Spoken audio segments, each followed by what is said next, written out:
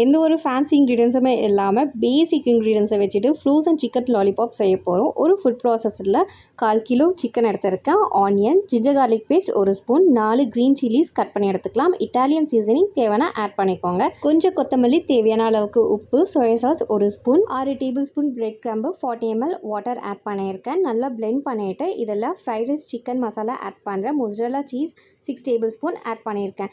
கை நல்லா க்ரீஸ் பண்ணிக்கோங்க ஆயிலில். அதுக்கப்புறமா பால் பண்ணி எடுத்துக்கலாம். நம்மளுடைய சிக்கன் பால்ஸ் இப்போ ரெடி ஆகிடுச்சு. கோட்டிங்க்கு தேவையான இன்க்ரீடியன்ஸை பார்த்துடலாம். பிரெட் க்ரம்ஸ் ஒரு பவுலில், இன்னொரு பவுலில் முட்டை 2 எடுத்திருக்கேன். பால், உப்பு மிக்ஸ் பண்ணிக்கலாம். இன்னொரு பவுலில் மைதா மாவு 1/4 கப் எடுத்திருக்கேன். உப்பு, ஃப்ரைட் ரைஸ் மசாலா இது எல்லாமே போட்டு மிக்ஸ் பண்ணி எடுத்துக்கலாம்.